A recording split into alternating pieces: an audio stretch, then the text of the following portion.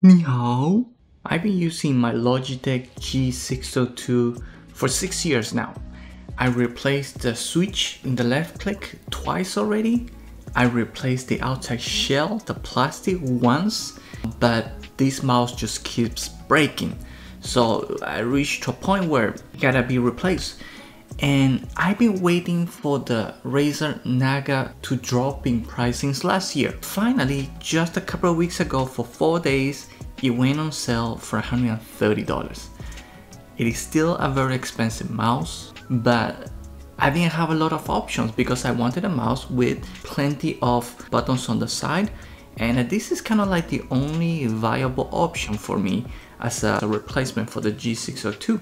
I spent already about 2 weeks with this mouse, playing video games, doing video editing, and I tell you guys the good things, and then there are some bad things, quirks, if you will, that are kind of pretty annoying, and then give you guys a conclusion. I show you guys the unboxing, which I have the box strategically placed in the background so you think I know what I'm doing.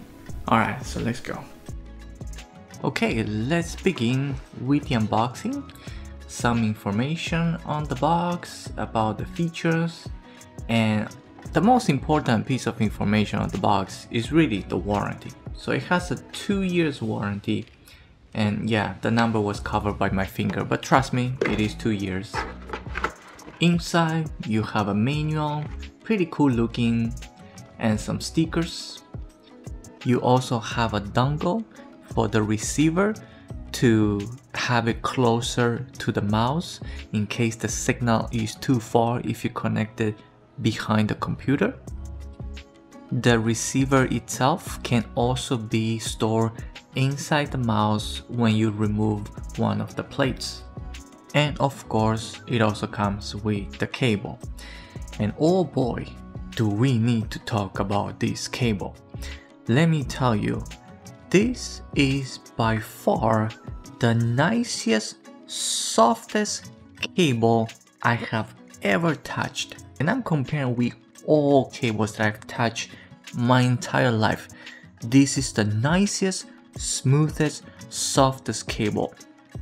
I have already charged the mouse twice, and each time I use the mouse wire. And I gotta tell you, I do not feel the difference between wireless without the cable attached and when the cable is attached. I feel no difference whatsoever. I do not feel the cable in the way, or pulling, or pushing, or dragging, or any of that. This is probably one of the most impressive things about this mouse.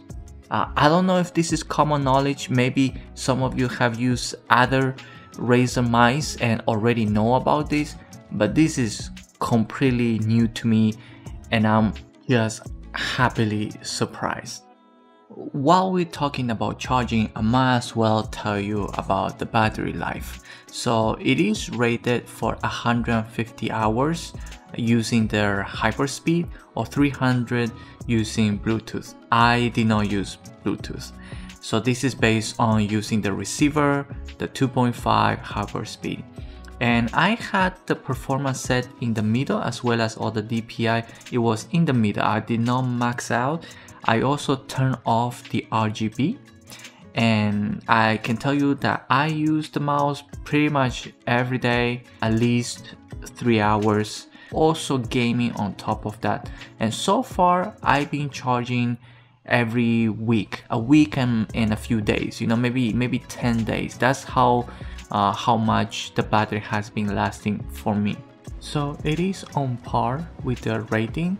In fact, a little bit better, since I am not maxing out the performance and have the RGB turned off. You have the option to buy a wireless charger. So at the bottom there's a plastic puck that you remove it, and then you replace it with a wireless charger that charges from the base, and I believe it's like maybe $60 more. I gotta tell you, there's no need to waste money on that, because if you charge it wirelessly on the dock, you actually cannot use the mouse. But with the cable and being such a good cable, you can actually continue using the mouse. So definitely save your money if you're on the fence of thinking about spending the extra money for that wireless dock. Just don't do it. Now, regarding the build quality, if you're wondering, because it has interchangeable side plates, does it still feel solid? And the answer is, it is very well built. It is very solid. The plates, once they are attached, they do not move around or feel like this is a detachable thing. The magnets, they attach very strong, and you do not feel any movement or hear any plastic noises. None of that. Absolutely very well built, and it feels just like a regular mouse without interchangeable parts. Another benefit from this mouse is the scroll wheel. This is the first mouse for me that has side-to-side scroll wheel, and I'm extremely happy about it because I do use Excel sheets a lot, so just being able to go from side to side is just a godsend.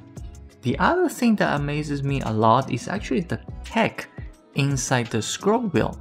So when you go into their software, you can actually adjust the tension of the wheel. Now, is it useful or is it like a gimmick? I'll say that, yeah, it is. I would say that it's relatively useful. Like, I would be okay if it didn't have that feature. I would be totally fine. But I don't think it's something that you're gonna be using it all the time. I think it's just like a one-time set it up to something that you like, and then that's it. Now, let's talk about some of the negatives or quirks.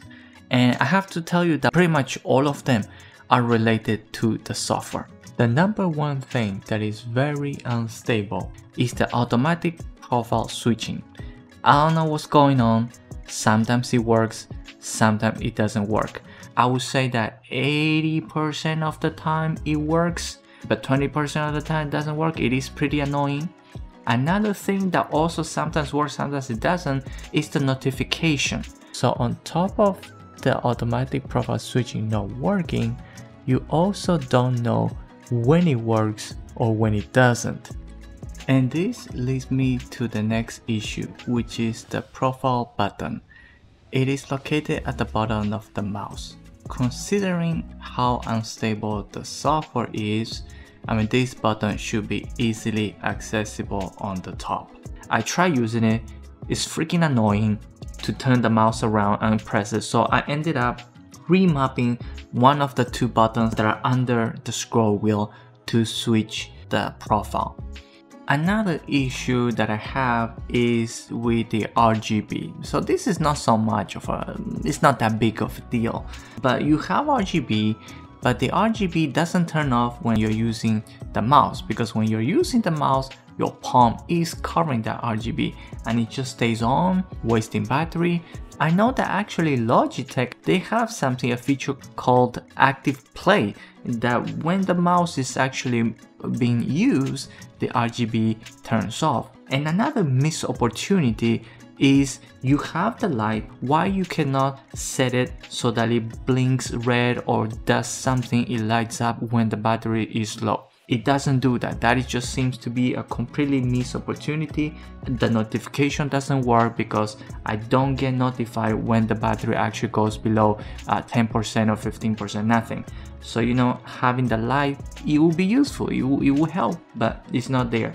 Those are my major complaints, but despite some of those issues, I'm still actually very happy with this mouse. In fact, I'm happy enough that I might look into switching my Logitech keyboard into a RAZER keyboard so that I can just have one software and not two. Now, that being said, let me conclude by saying that this is not a mouse for everybody. It is expensive. I don't think anybody should just go running into getting this mouse. And I specifically bought this mouse because I'm just very used to and I like having 6 buttons on the side. 12 buttons is too much. I don't know which button I'm pressing without looking when it's that many.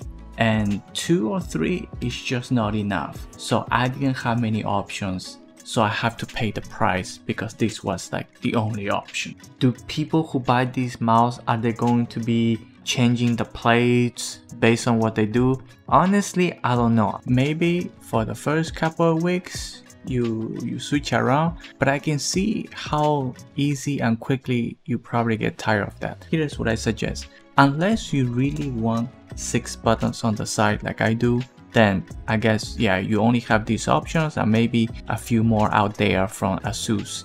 But if you're okay with 12 buttons, the MMO version, then just get the NAGA Hyperspeed. It's cheaper, it's only $100, it's not interchangeable. And if you're okay with any amount of buttons or just less than 3 or 4 and you're okay with that, then you have plenty of options from the RAZER lineup or even Logitech.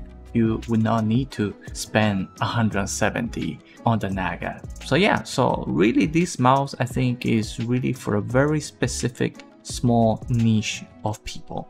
Okay, so I hope this video was helpful. Thank you for watching, and like and subscribe if you want to.